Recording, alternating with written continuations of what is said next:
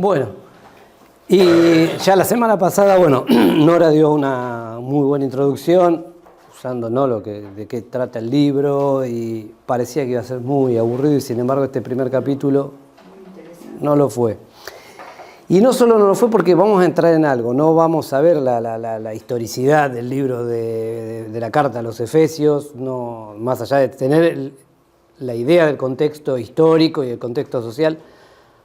No vamos a ver en realidad los subtemas, porque muchas veces nos confundimos y pensamos que un libro determinado de la Biblia trata de algo y no trata de ese algo. Son subtemas o cosas que se van desprendiendo que hacen a una idea central. Y acá dice, es la vida en Cristo el título del libro. Y entonces, ¿cómo vamos a hablar de la vida en Cristo en realidad? Entonces, esa es la idea de lo que deberíamos, o cómo deberíamos enfocar el libro en sí. El tema central, que a veces se nos va a perder por la manera de escribir del autor, o porque los temas mismos nos van interesando y nos van distrayendo, es la vida en Cristo. Y sobre eso estaría bueno que siempre hiciéramos foco cada vez que leemos el libro.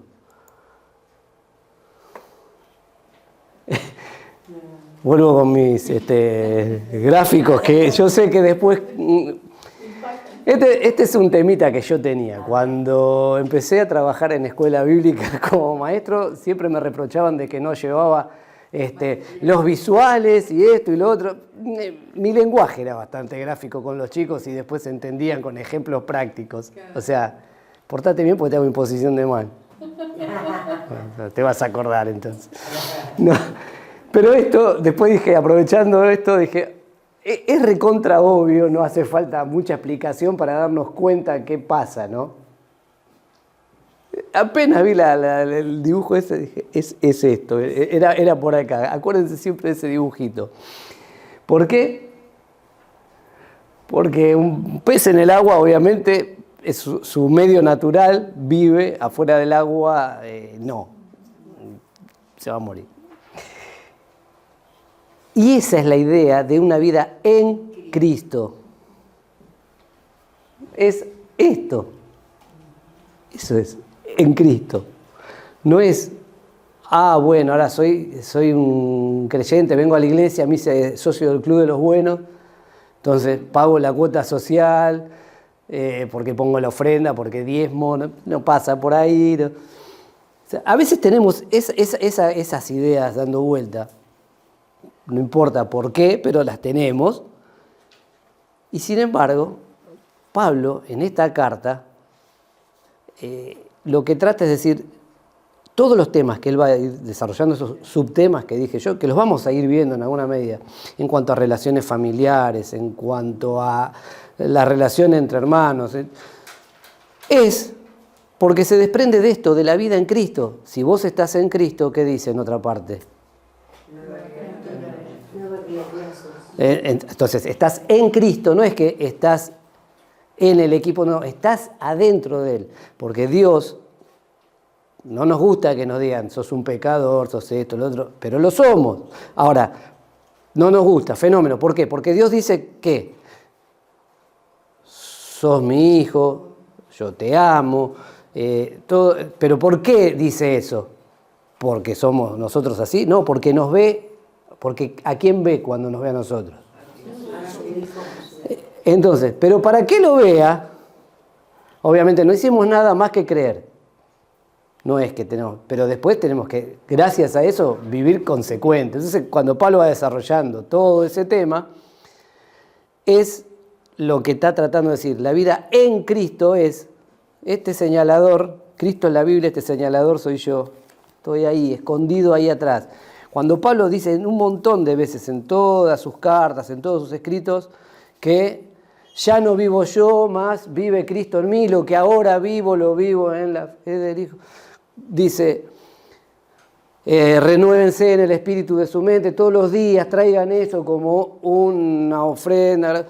Siempre está haciendo referencia a eso en las diferentes cartas y todo eso. Cuando lo aconseja a Timoteo como como su mentor, como su pastor, como la persona que lo estuvo discipulando. Él le dice, nadie tenga un poco tu juventud, pero vos hacés esto. ¿Por qué? Porque vos estás en Cristo. No dejes morir el don que hay. Pablo escribe las cosas que escribe siempre con esa perspectiva, del hecho de decir, estoy en Cristo. O sea, mi vida ya no depende tanto de lo que yo diga o haga, sino de lo que Cristo hizo por mí y de lo que Dios dice. Entonces, no sé si leyeron el capítulo, espero que sí. Bueno, bien, eso ya nos va a ayudar el resto de la clase. Inclusive dice que la carta está dividida en dos partes y una es la vida cristiana.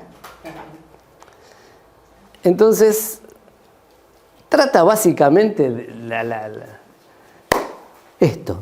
Bueno, nuestra comunión en Cristo. Y claro, cuando uno pone la palabra comunión, automáticamente van a aparecer las hostias o las cristomonedas, como leí por ahí, y cosas asociadas a eso. Pero bueno, busqué imágenes, o sea, y esos son símbolos que hablan de nuestra comunión en Cristo, pero unos con otros en Él.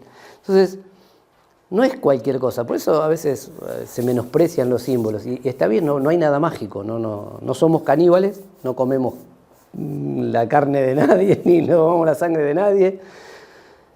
No hay un pase mágico, no hay nada, pero es un símbolo que me recuerda algo y una pertenencia y una comunión, una unión común, alguna relación. Entonces, yo digo,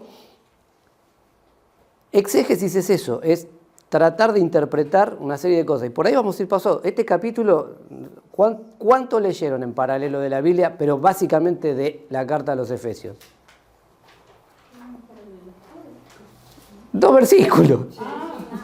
El capítulo se limitó a 2 versículos. Y encima los 2 versículos que uno pasa de largo siempre.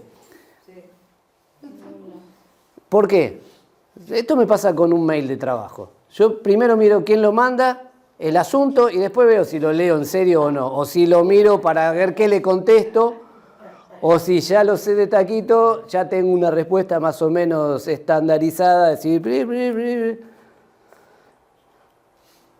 entonces veo quién lo manda y veo el asunto. Después veo si lo leo, ¿no? O cuándo. O si yo sé que no voy a poder responderlo a la brevedad o lo que sea, lo marco como para que no se me pierda en la catarata de mails que me llegan diarios.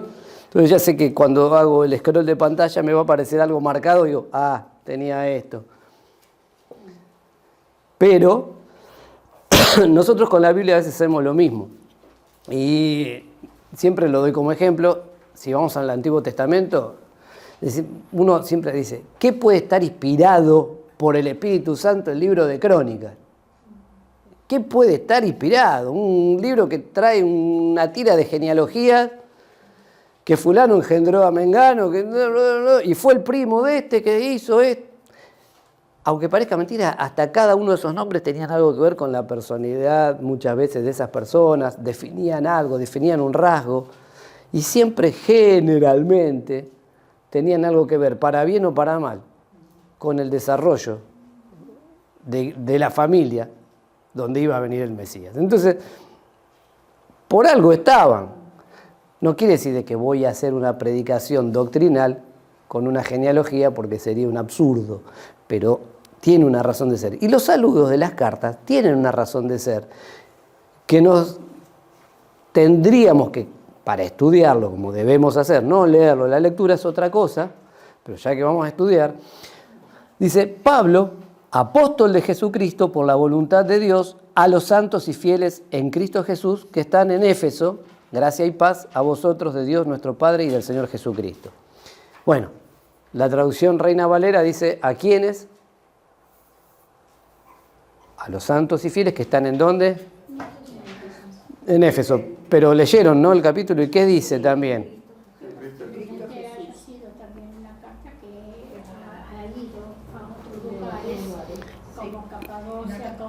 En cualquier otra parte, acá teníamos el mapa. Habla de la posibilidad de que en el principio de la carta, así como dice a Efesios, cada uno le ponía ahí el nombre porque era una epístola circular general. hay epístolas, cuando uno estudia en el seminario, yo tenía una materia que era epístolas paulinas. Efesios no está, o sea, sí estaba, pero no estaba dentro de las, digamos, paradigmáticas de Pablo. ¿Por qué?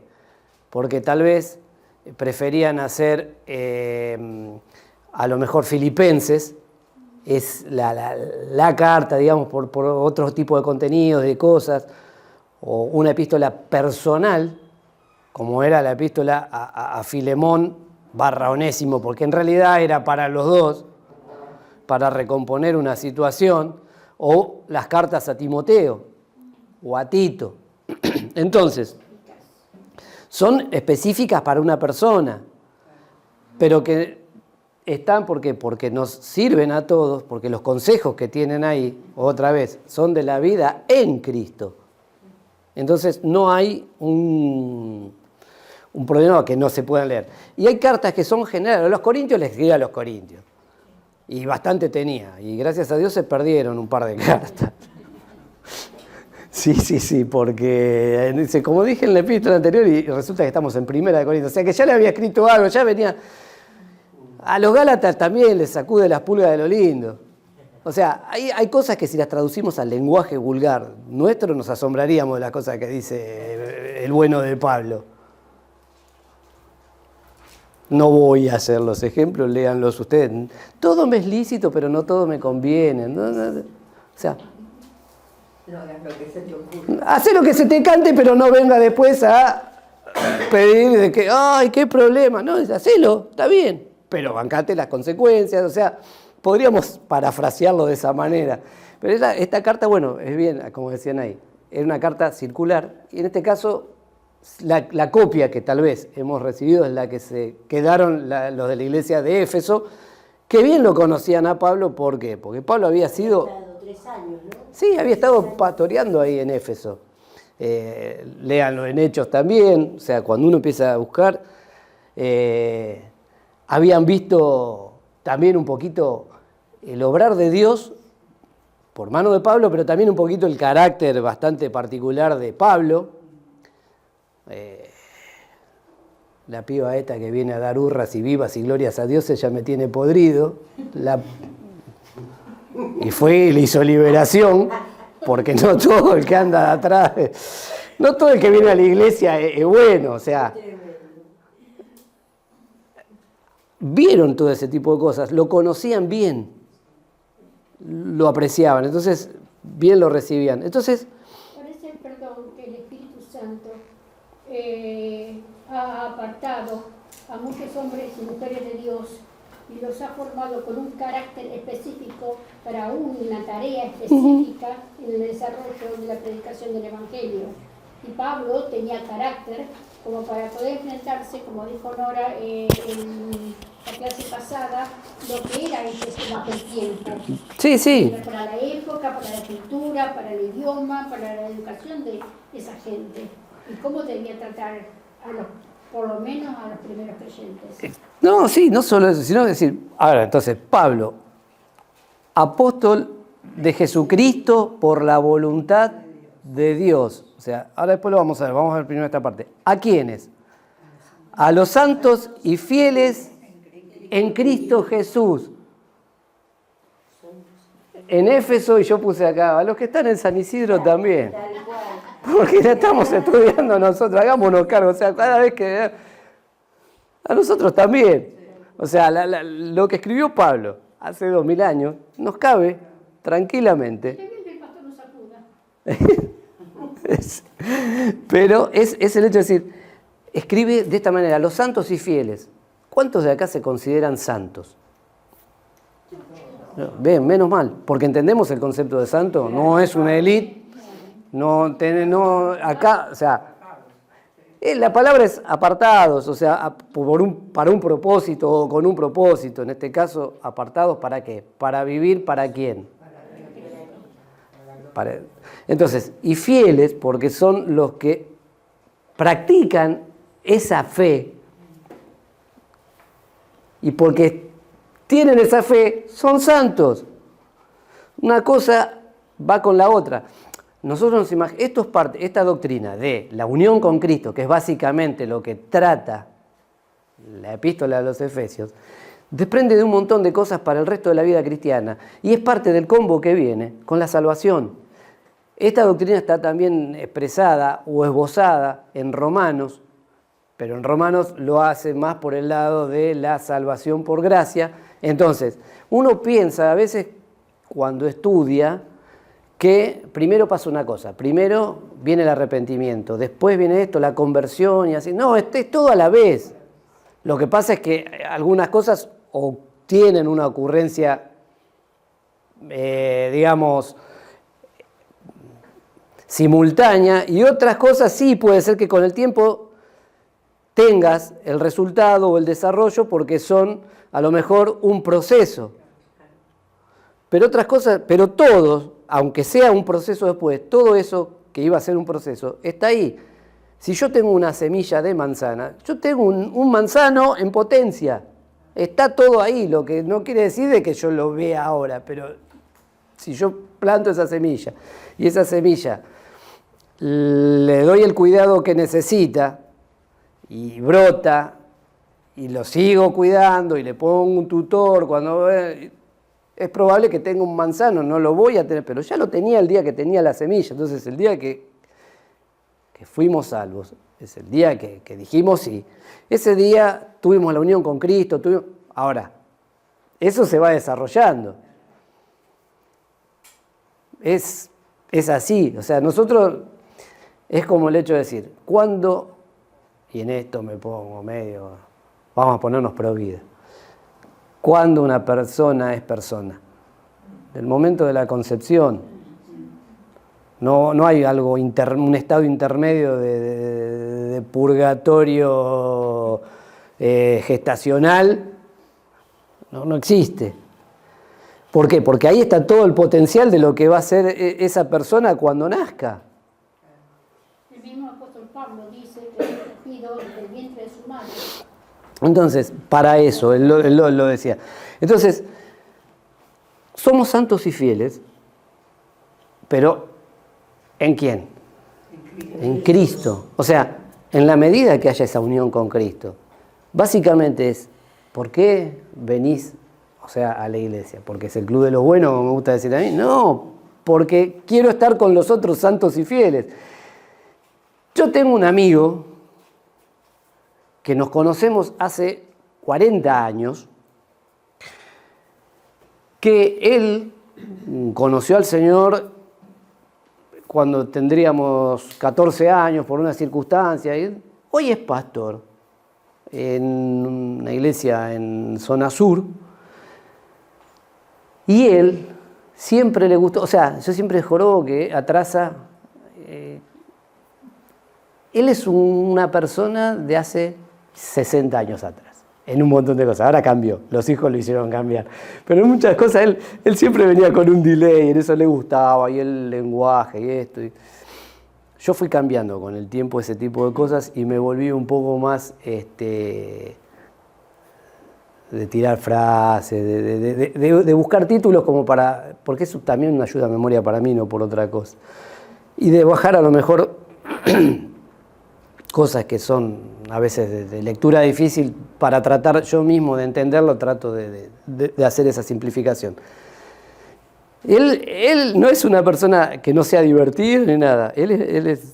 Hemos compartido un montón de cosas, pero después, cuando terminamos la secundaria, yo empecé el seminario, él estuvo haciendo el servicio militar, fue a la facultad. Y en esa época, por ahí me mandaba cartas, porque en esa época se mandaban cartas todavía, hace 30 y pico de años. Entonces, además, él vivía en Avellaneda y yo en Boulogne, con lo cual no teníamos auto, no teníamos un peso, y a veces juntarnos por las diferentes cosas que íbamos teniendo, ya no era el día a día en el colegio. Entonces, mandaba. Y entonces en el sobre, vieron que ponen a quién iba y después atrás el remitente. Siervo del señor Martín, digamos. Yo decía, no, y el cartero ve esto. Decía, a vos solo se te ocurre. Pero sos siervo del Señor, ¿por qué estás haciendo? Y en un punto tenía razón. A lo mejor hoy no suena loco así o gracioso. Claro, era el tema de decir. Entonces, por ahí para describir todo a veces el desastre que fue nuestra secundaria, 6 años de oscura noche, decía en una de las frases. No, yo tengo algunas cartas debo tener guardadas. ¿Por qué? Porque era cosas, pero era un lenguaje muy entre nosotros y jorobábamos mucho de parafrasear y de usar. Pero es cierto, a veces, no, yo no soy partidario. A mi suegro, que era pastor, cada tanto algún conocido, siervo de aquí, saludá, decirle Pocho, ¿cómo andás? Pero no me gusta eso. ¿Por qué? Porque a veces lo hacemos como dándole un título, pero sí está bueno, y eso ayudaría a la comunión, que nos consideremos santos y fieles. Entonces, yo amo a mis hermanos. Algunos me cuesta un poco, me la hacen difícil, de verdad, pero los amo igual. O sea, y a algunos yo supongo que se la haré difícil también, pero tenés que amarme igual, porque sos santo y fiel. A vos iba la carta también dirigida, a mí iba dirigida. Entonces, cuando esas dos palabras, santos y fieles, son dos condiciones en Cristo Jesús. Por esa razón. Entonces, no es por mérito propio, no es porque ya venimos a la iglesia y ya nos dieron la aureolita ahí cuando... Porque algunos se la ponen para venir a la iglesia y la descuelgan cuando salen y sí. Entonces, no. Hay algo que a mí me molesta terriblemente, es porque a veces he recibido invitaciones. Cristina, te invitamos porque va a venir a predicar el apóstol fulano de tal. ¿Sí? Sí, bueno. Después vamos a ver algunas cosas de eso. Entonces, eso de... Y no hace el punto de referencia, digamos, en que es la carta a los santos y fieles en Éfeso que están en Cristo Jesús. No, a los santos y fieles en Cristo que están en Éfeso como pueden estar en San Isidro. Porque a ellos voy, a los que hablamos un mismo lenguaje. O sea, tengo algo de parte del Señor que les quiero decir y es para ustedes, no se lo pierdan. Eso es en alguna medida un poco la dinámica de la carta de Pablo y la manera de escribir y por qué. Entonces, ¿y quién la escribe? Él se presenta, Pablo, apóstol de Cristo Jesús, porque me autoproclamé apóstol. Porque los hermanos de Jerusalén, como les perdoné la vida a unos cuantos porque me caí del caballo, me quedé ciego un par de días. No. Por voluntad de Dios. Entonces, Pablo siempre recalcaba esto, ¿por qué? Porque era resistido. No le era fácil la cosa. A ver, dentro de la comunidad cristiana de ese momento, no voy a decir porque es una burrada, no fue el primer papa Pedro, es una estupidez atómica, inventada. Pero Pedro era una persona que, claro, ¿por qué era un protagonista en muchos sentidos? Porque era el pastor del grupo original de los 12, era la voz cantante, en realidad porque era un mandado, era un tipo que abría la boca antes de emitir un pensamiento, ya había puesto la lengua en marcha. Y era un líder potencial que con los años fue aprendiendo, no cambió su forma de ser. Pedro tenía esa impronta y estaba bien que fuera así. Pero Jesús mismo le dijo, apacienta mis corderos, apacienta mis ovejas, o sea, lo puso como líder. Él mismo le está diciendo. Pastor en la iglesia primitiva, Era el pastor de la iglesia en Jerusalén, pero no es que era el jefe de todos los mini super. No, era el pastor de esa iglesia y tenía un cuerpo pastoral que estaban junto con él. Y tenía dudas y cosas y se mandan un par de cositas. Después Pedro y Pablo terminaron como Pedro y Pablo, los de acá, los que cantaban en los 70, se separaron un poquito. O sea, iban juntos, sí, había comunión entre ellos. Pero, obviamente, no discutían el apostolado de Pedro. ¿Por qué? porque era evidente que él había estado y caminado con Jesús. Era como decir, querer discutir que las ruedas son redondas. Entonces, pero Pablo ya tenía otro condimento. Hubo de esos apóstoles iniciales, ¿cuántos fueron? ¿Cuántos apóstoles hubo iniciales? 12. 14. No, 2. 14. Después hay 2 más. Y bueno, eran 12. De esos 12 uno falló. Eligieron uno al voleo porque en realidad es una... No. Marcos no era apóstol. No, Matías. Eligen un tal Matías porque dice, echaron suelo. Más o menos las costumbres que tenían ellos, como diciendo, y bueno, che, falta uno para el fulbito. Bueno, vení, dale. Y yo tengo una pelota, bueno, vení. Pues más o menos la decisión vino por ahí. En el sentido de decir, no fue una cosa, pero está bien, no es que estamos condenando eso, sino quiero decir, fue una elección que hicieron porque dijeron, eso de le echaron suerte es el tema donde empieza a hacer ruido, pues era una costumbre judía bastante común.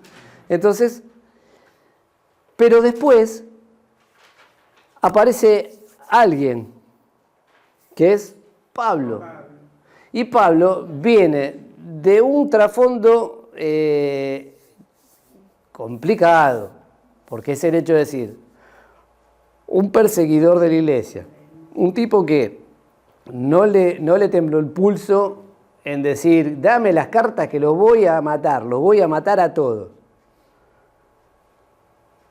Vio a Esteban, y yo creo que eso lo acompañó de por vida. Ese testimonio visual y auditivo del martirio de Esteban, yo creo que fue casi la llave de apertura del corazón de Pablo para que Cristo pudiera tener ese encuentro con él y le saliera al encuentro camino a Damasco. Entonces, Pablo tiene ese condimento. Entonces la gente, mucha gente, lo resistió dentro de la comunidad cristiana primitiva. ¿Por qué?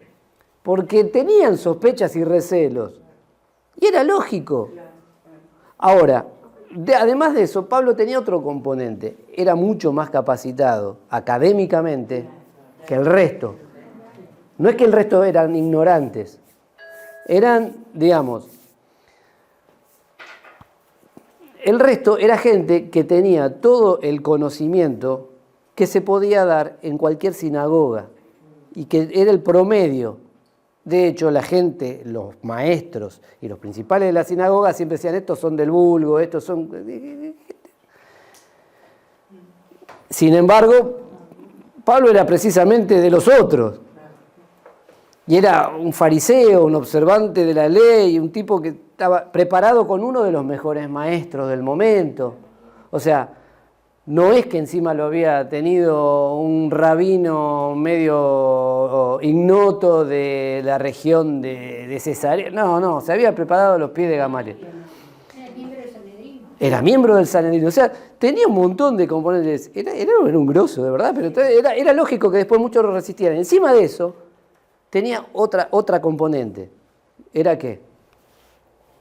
Sabía griego. Romano. Era romano, era ciudadano romano. Claro. Entonces, con lo cual él tenía doble ciudadanía y él hacía lo que quería. No lo podían tocar, ni de un lado ni del otro. ¿Por qué? Porque al ser un ciudadano romano, él gozaba y un ciudadano romano de nacimiento, no que había comprado su ciudadanía, que era un ciudadano de segunda. No, era un ciudadano romano de nacimiento, con lo cual no había nacido tampoco en Jerusalén, y era un benjaminita. La tribu, Benjamín y Judá eran las dos tribus, digamos. Ser de esas dos tribus era, ya está, listo, tenés el cielo ganado aunque no te circuncides, más o menos. No era así. Pero era el pensamiento, es decir, se sentían muy orgullosos. De la tribu de Benjamín vino el primer rey. Epa. Y él se llamaba como ese primer rey. Saulo. O sea, tenía un montón de cosas como para... Es decir, y nació en Tarso, una ciudad bastante importante, pero de Siria, de la región actual de Siria. Entonces, Pablo tenía todas estas componentes. Entonces cada tanto tenía que volverles a recordar. ¿Por qué? Porque fue voluntad de Dios, no mía. A ver, Claro. ni por romano ni por judío se me hubiera ocurrido ser apóstol de Jesucristo. Es más, tuve que tener un encuentro cara a cara con el Cristo resucitado, porque ni siquiera conoció al Cristo de todos los días, que no tenía un lugar para apoyar la cabeza, que compartía el pan y las cosas con el resto, que tenía que andar orando y que se levantaba a la mañana. No, ese Cristo no lo conoció. Él conoció al Cristo resucitado, y cara a cara. Inversión tremenda. Pero tal vez era la persona que... Pero la voluntad de Dios era, yo quiero este tipo tiene todas las características para lo que yo voy a lo que yo proyecto. Entonces, le dijo, padre al hijo, imaginemos, dale, anda, ahora. Tíralo del caballo y mostrarle cuántos pares son 3 botas. Y Pablo dice, no puede negarse a eso. Entonces, ese tema es lo que Pablo, ¿y por qué lo recalca? Para el propósito se lo revela a Ananías. Sí, o sea, Dios tiene todo un componente. No es que Pablo, después de ahí, ya salió y era el gran apóstol. No, vino un cristiano desconocido, un Juan de los Palotes, pero al que el Señor le dijo, mirá, andá, y justo a mí, Señor. Este viene con las armas. Está loco, vos, Señor, me parece que no voy a orar tan temprano porque madrugar te hace mal, Señor. Y sin embargo, Ananías fue, bueno, todos conocemos toda esa parte. Pablo es eso, es la voluntad de Dios obrando, y es apóstol de Cristo porque tuvo ese encuentro personal, tenía todas las condiciones para ser un apóstol de Jesucristo. Había estado con Jesús cara a cara, pero con el Jesús resucitado y en gloria. Tenía un mensaje de parte de ese Jesús, y era la voluntad de Dios que así fuera. Entonces, y un ministerio específico. Esas son las vidas y circunstancias de Pablo. Y aún mismo él dice que no era digno de ser llamado apóstol porque había perseguido a la iglesia de Cristo. O sea que él reconocía. Sí, él siempre lo... Pero él lo recordaba, para que vean, decir, Dios me llamó, no me autoproclamé, tuvo un tiempo de preparación, tuvo un tiempo de después ser un pastor, antes de conocer esa visión y ese llamado a ser el primer, entre comillas, misionero, o del que tenemos registro, que alcanza con una visión y que alcanza a la gente. ¿Por qué él decía esta cosa? Porque él quería alcanzar, él siendo un judío, quería alcanzar a los gentiles. Y de hecho, él había entendido lo que no habían entendido el resto, precisamente por estas condiciones. Porque como él tenía una vida a 2 aguas, era judío pero era romano, había sido perseguidor pero hoy era perseguido, él podía estar de las 2 veredas. Por eso él entiende eso, y Dios tenía una herramienta especial en él que no iba a tener en los otros, no iba a tener el mismo impacto. Y no lo tiene, y ustedes lo ven, porque vuelta a vuelta, todos, es lógico que sea así, no estoy... los que venían, digamos, del grupo original, no, querían alcanzar a la gente con el mensaje, pero no tenían esa misma llegada, y siempre terminaban entre los mismos judíos. Iban a los judíos de tal lado, a los judíos de tal otro, pero siempre ahí, exceptuando uno, pero que no alcanzó, que fue Felipe, y que no era apóstol, era simplemente un diácono usado por el Espíritu Santo, que era como era guapo, le paró el carro a uno.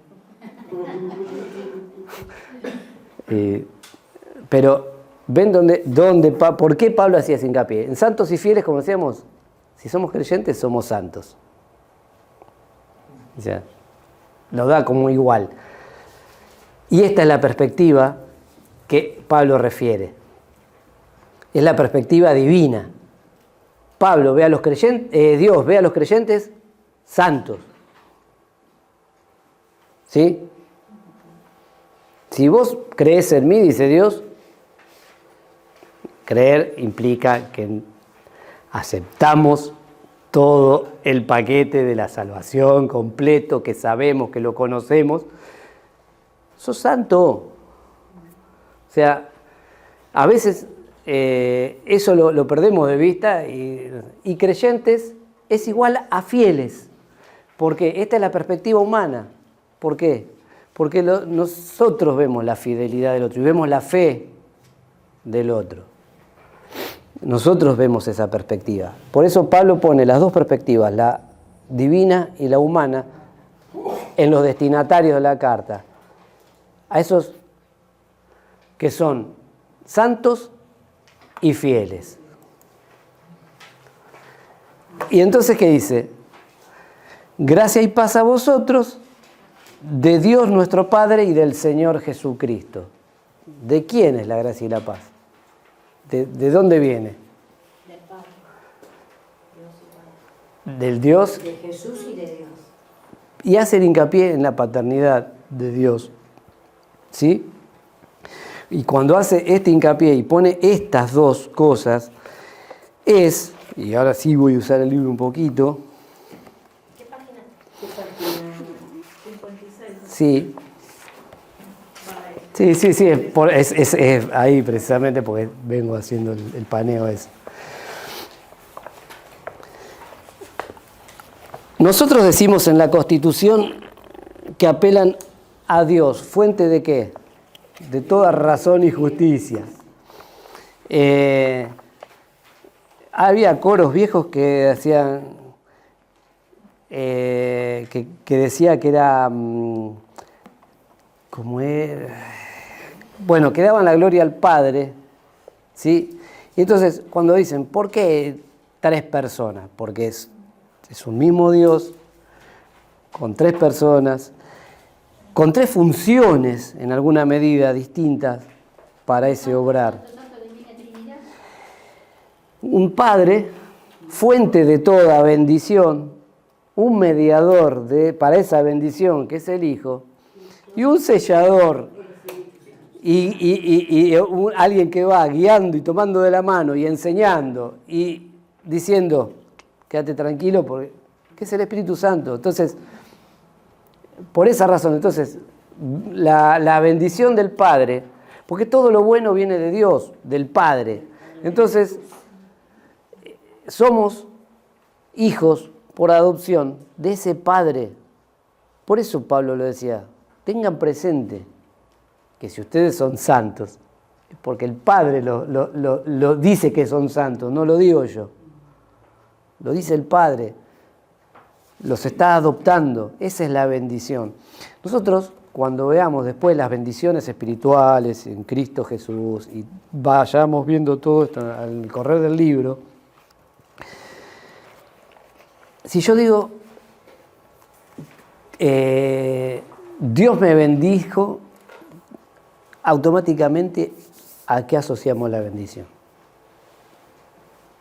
A lo económico, a los Bien. beneficios.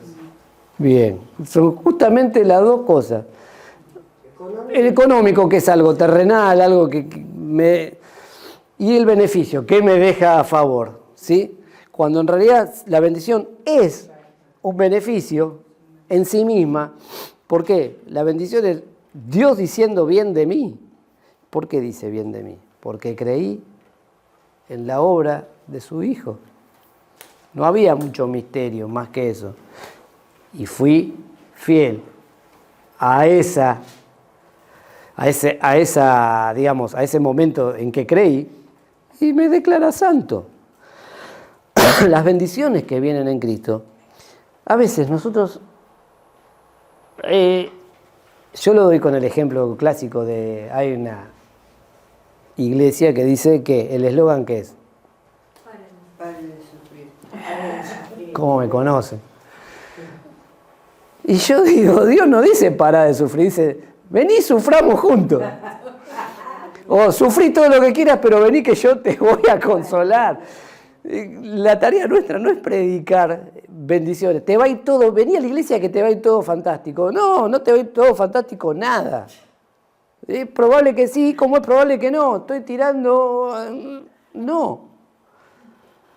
Lo cual no quiere decir de que tenga que ser un Los tipo... ojos humanos no va a hacer. Los ojos humanos no vamos a hacer así. Es que lo que yo te digo, la idea Nos no... ayuda para bien. Obvio, lo vamos entendiendo después. Y no quiere decir de que Dios no pueda prosperarnos, no quiere hacerlo en lo económico, en lo material. No todas las cosas que nos van mal son porque Dios nos está probando ni porque Dios nos está castigando. Vamos a tener aflicción. Sí, pero no solo eso, sino que a lo que voy, las bendiciones es el beneficio de la salvación. Nosotros no tenemos a veces como occidentales esa cuestión de nuestra condición de seres con un alma y un espíritu además del cuerpo que vemos. En eso se nos cuela mucho el materialismo, ¿sí? Y a veces somos cristianos, creemos en Dios y bordeamos más cerca del ateísmo esas cosas al tomar, cuando en realidad son solo circunstancias y no cultivamos no nos importa 3 pepinos nuestras emociones, cuando en realidad como cristianos deberían importarnos. ¿Por qué? No, yo soy cristiano, yo no puedo ofenderme, no puedo llorar, no puedo ponerme triste. Ah, ¿no? Porque Jesús la estaba pasando de maravillas. En la cruz estaba fenómeno, decían, che, no los aplaudo porque estoy clavado, si no saben cómo los aplaudiría. No. Entonces, las bendiciones a veces son esas cosas que trascienden lo que somos acá y que determinan una eternidad. Entonces, cuando voy a predicarle a alguien, no le voy a predicar porque quiero quedar bien, porque quiero sumar 144.000 para el reino. No le voy a predicar a otro porque si no le predico, el pastor se me enoja. Porque como que no pongo un puestito de venta de ese, ¿no? De PSA, eso, de los filtros de agua, pero en vez de poner eso pongo los trataditos. No es la idea, no va por ahí, no es el número de la iglesia, sino es el hecho de decir, entiendo que mi salvación es el tesoro más grande y la bendición más grande, que trae todas las demás, porque me ayuda al hecho de decir, no soy esto solamente que está hoy acá en tiempo, que no sé cuánto es. Soy lo que dice el Señor. Y tengo una eternidad para compartir con Él. Y los ángeles quisieran ver las cosas que nosotros tenemos oportunidad de ver. Y hubo gente que estuvo mirando a algo que les parecía infinitamente lejano y hoy que nosotros lo miramos con los ojos en la nuca no lo valoramos. Entonces, esas bendiciones vienen del Padre y la bendición viene del Hijo. ¿Por qué viene del Hijo? Porque el Padre nos bendice a través del Hijo. En Él están todas las bendiciones. En alguien que se hizo sin necesidad, igual a mí. En el hecho de que me mostró cómo era vivir una vida de acuerdo a Dios para volver a ese plan original de Dios. Que me va a llevar los años que Dios diga. Pero en Él está. Entonces, por eso Pablo, ven que yo decía al principio, a veces leemos, pero cuando queremos estudiar, leemos. Y no nos detenemos en las palabras y en el por qué están puestas. Entonces, cuando Pablo hace la salutación que hace, está tirando un montón de data que nosotros la pasamos por alto. Porque la verdad, lo leemos como me leo yo los mails del laburo. Ahora, la próxima, que es la última del PowerPoint, no quiere decir que terminamos. Hay una doble bendición divina, que es Gracia y paz. gracia y paz. ¿Qué es gracia? Gracias es el regalo sin merecer que nos da Dios. Bueno, un regalo que nos dan sin merecer, en este caso Dios. Un don es también un regalo, algo. ¿Qué más? Salvación. Ponerle el nombre de salvación a ese regalo de gracia. La gracia. Es el fundamento de todas las bendiciones que vienen después. Sí. También. Todo esto que estamos diciendo va sumando, no es que hasta ahora son todas válidas. Siempre nos decían en la escuelita bíblica, es el regalo no merecido. Ahí está, hay otra vuelta que es donde es no merecido. A mí me gusta cuando dice gracia, indica la libre iniciativa salvadora de Dios. Porque es directamente. Sí, es la libre iniciativa salvadora de Dios.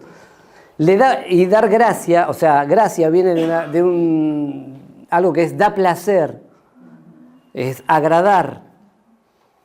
Entonces, algunos, ¿cuál es tu gracia? A mí me preguntaban eso una vez, yo no sabía. ¿Qué sé yo? Ir a los restaurantes y poner aserrín en la quesera.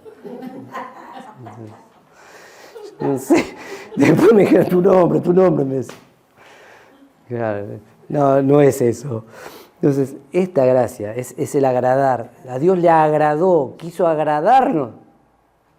Pero, ¿cómo quiso agradarme? Porque Él quería entablar una relación con nosotros.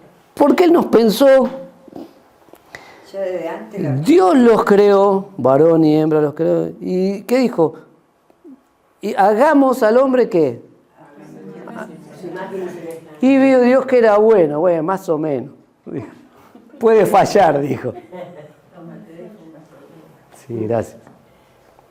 Mamá por siempre.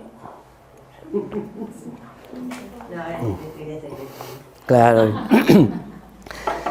Entonces, y eso fue lo que hizo. Y con ese plan, o sea, ¿qué dice una de las cartas de Juan? Dios es que acá sí el orden de los factores altera el producto. El amor no es Dios. Dios es amor. Porque para muchos es al revés, total el orden de los factores no altera el producto, eso funciona bien en matemática, pero no en esto. Pero sí Dios es amor. Por eso muchas veces a veces dicen, bueno, si hay amor, está Dios. No necesariamente. Dios es amor. Lo cual, Y aparte, como cuando en realidad conoces al Señor, hay como una revalorización de lo que es el amor, que no tiene que ver con este amor romántico. claro, no, tal cual. O sea, el amor es otra cosa. Nadie tiene mayor amor que... Ahí está. Entonces, ese tipo de cositas que nosotros las tenemos ahí tan sabidas, son las cosas que en este tipo de cosas empiezan a cobrar un sentido. Y vemos que todo va hacia lo mismo. Entonces, Dios quiso mostrar su amor, por pura gracia. Por eso dicen. Entonces, gracia, y era una palabra que se usaba mucho entre los griegos. Los griegos eran de querer agradar, de dar un regalo. Dijimos, Pablo no era griego, pero la cultura griega, la cultura romana había abrevado de la cultura griega. Y después dijo, paz. Y esto era una cosa muy, ¿de quiénes? Shalom, de los judíos. Tal cual. De los judíos. Y shalom, que no es el vocablo que usa acá porque escribe en griego, pero sí era el sentido del shalom del Antiguo Testamento. Era una armonía total, o sea, no es solo paz porque no hay conflicto, no, es ese deseo de shalom, es el hecho de decir que todo esté en armonía en tu vida, que tu comunión con Dios, tu relación con la gente, con el medio ambiente, con todo, que todo fluya y vaya bien y estés en paz. Entonces, esa es la idea. Entonces, al tener la gracia, tenemos paz.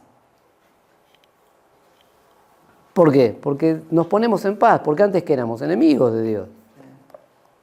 Pero después de esa gracia. Entonces, cuando Pablo les desea eso, gracia y paz, está destapando una olla que después va a desarrollar, tremenda. Nosotros ese tipo de cositas las pasamos por alto como un mero saludo. ¿Sí? O sea, terminamos leyendo como yo leía las cartas de mi amigo, medio en chiste, ¿no? Y como diciendo... Y no es así. Pablo escribía como diciendo, prepárense porque lo que viene, o sea, ¿quién era? Araujo, lo que viene, en gol en fútbol de primera hace años. O sea, y Pablo era así, lo que viene, con estos saludos, con esta presentación, diciendo, muchachos, esto viene por acá.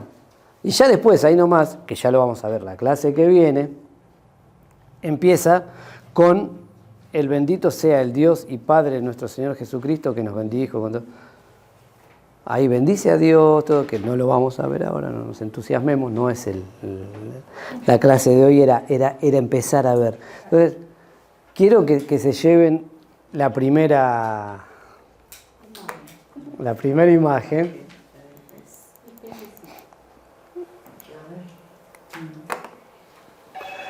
Y hay una diferencia. Una gran diferencia. Adentro, afuera. En Cristo Y fuera de Cristo. tengo todas las bendiciones, tengo todo lo que necesito. Afuera tengo el riesgo. Lo tengo ahí porque tampoco está muy lejos, pero no. El dibujito no resiste el menor análisis. Es obvio, y lo hice deliberadamente que fuera así de obvio, porque a eso apunta. Ahora, de ahora en adelante, todas las próximas clases y todo, traten de leer, o sea, el libro de Efesios, leámoslo, porque esa es la idea, no solamente nos contentemos con lo que dice Pablo Deiros en su libro,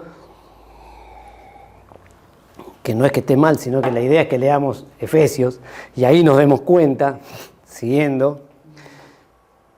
No sé, hemos empezado 7:15 puntuales, son las 8:10. ¿Cuántos versículos leímos? Eso es estudiar un libro. Y eso es hacer un exégesis. Bienvenido. Ahora, ¿querían algo más? Más heavy, listo, acá está. Y eso que lo hacemos liviano acá. Pero, el tema es, cuando Pablo desarrolla todo esto, nos está dando la invitación a algo realmente grande. Y siempre tengamos en cuenta esto, en Cristo. Que dice, la vida en Cristo. Todo lo que pensemos de ahora en adelante es en Cristo. Gustavo siempre recuerda a Catalina, y yo me acuerdo de ella los miércoles en la reunión de oración, ¿cómo estás encristada? Siempre lo decía ella. Y causaba gracia, pero era una manera de decir esto. O sea, no es que, y no era una persona que, si uno la veía, tenía un montón de condimentos como para decir, ¿cómo puedes estar de buen ánimo? Y sin embargo, estaba, y era fiel en venir, en orar, y en hacer un montón de cosas. Entonces, ese tipo de cosas hablan de una vida en Cristo.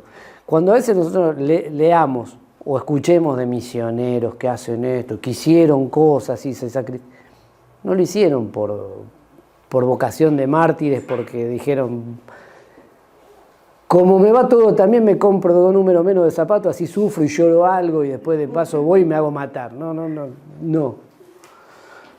Lo hacían porque su vida estaba en Cristo y habían entendido que esa gracia y esa paz estaban en ellos. Y eso era lo que marcaba el ritmo de sus vidas.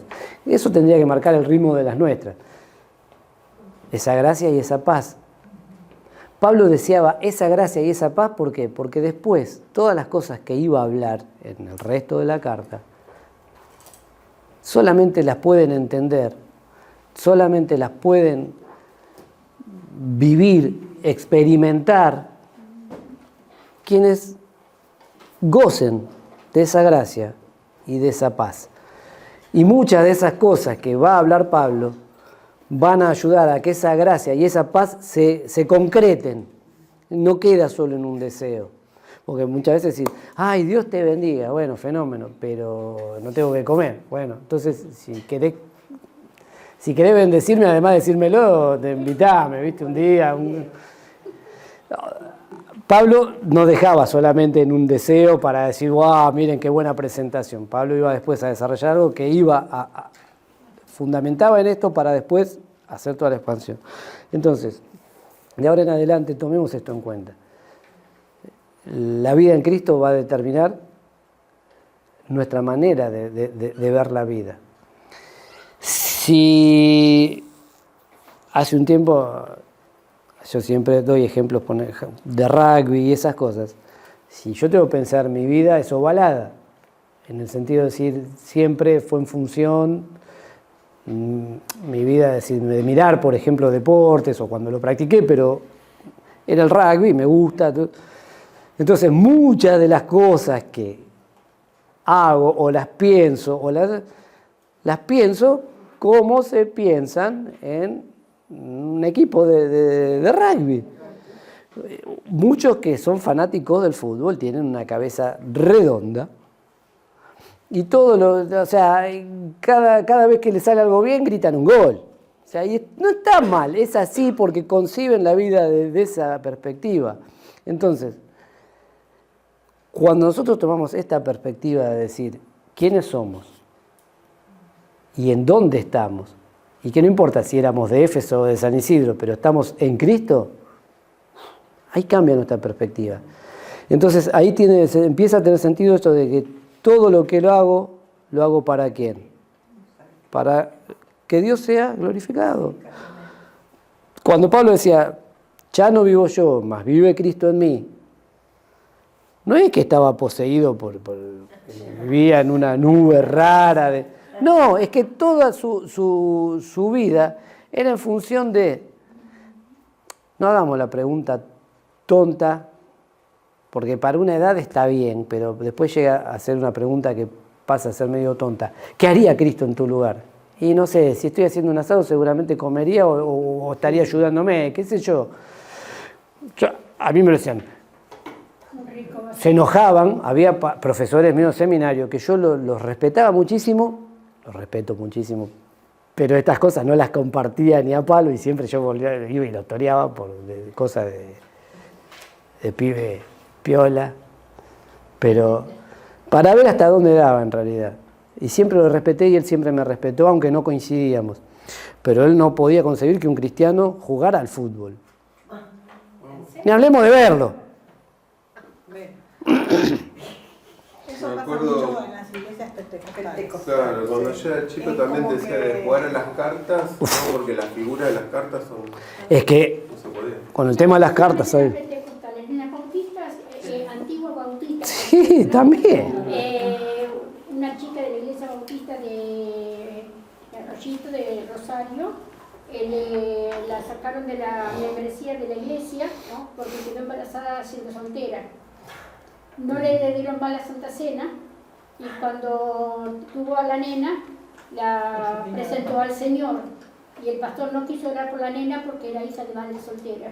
Iglesia bautista de... Sí, o sea, vamos a ver, y lo que vos decís es cierto, y esto, no, es un mal, digamos, Es hasta hoy en día. Y Sí. las madres solteras de la iglesia pentecostal, Siempre, o sea, se las disciplina y no se las deja siempre, siempre hay este tipo de cosas o de inconductas, pero ¿a qué voy? A que nosotros tenemos que estamos en Cristo, y eso nos ayuda a decir cómo viviríamos, para quién hacemos lo que hacemos, y no importa qué hagamos, en el sentido de decir, sí, hay cosas que moralmente son cuestionables, eso lo trataremos de otra manera, Cuestionable para todos lados. pero sí, Porque en una oportunidad, que fue una de las cosas que pide en una reunión con un muchacho que estaba sancionado porque había tenido un desliz en su vida, entonces estaba disciplinado. sí. No podía tomar la Santa Cena. Entonces mi tirada así fue, bueno, entonces que tampoco ofrende ni diezmo. Ah, no, eso no. No. Está disciplinado, pero no tanto. No, pero eso es en esos casos extremos. Pero, por ejemplo, hay cosas que hay gente que se ha privado de no hacer algo porque, Jesús no lo haría.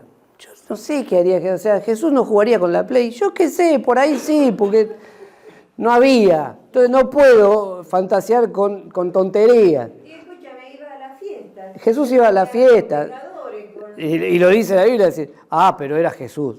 Y con más razón. Pero no es que yo lo voy a hacer como norma de vida, es que si me invitan, no está mal. A Jesús lo juzgaba mucho por estas cosas, porque todos los religiosos de la época tenían muchas reglas que iban en contra de todas estas cosas que hacía Jesús. Y Jesús era para ese momento un rebelde. Para Sí. ellos era Claro, los confrontaba todo el tiempo. Confrontaba todo el tiempo. Claro, porque Entonces, hacía cosas que... Eran por eso yo- al principio. es que no soy tan rebelde, lo que pasa es que me gusta ser, en alguna medida, no aprendo más, soy un viejo que sigo siendo provocador. O sea, a ver hasta dónde llegan, en realidad es eso. En tu carácter es genuino. Claro. Pero es a veces es saber hasta dónde llegan, porque yo mismo me lo estoy cuestionando y me lo estoy preguntando. No es que yo tengo todo resuelto, porque ni a palo, pero es el tema de decir, yo me lo pregunto y me gusta que los demás se lo pregunten, porque por ahí tienen la respuesta que yo no tengo y me la dan. Esa es la idea. Pero la importancia en este momento es que hoy tenemos el Espíritu Santo que nos ayuda Amén. en nuestra debilidad, en nuestra flaqueza. Y, por ejemplo, la novia de mi hijo, en el mes de octubre del año pasado, le llegó a ella la oportunidad de pagar un seguro de vida por ella y por la mamá. Pero le ofrecían otro seguro de vida para incluir a otra persona. Y ella pensó en mi esposo, que es el padre de mi hijo.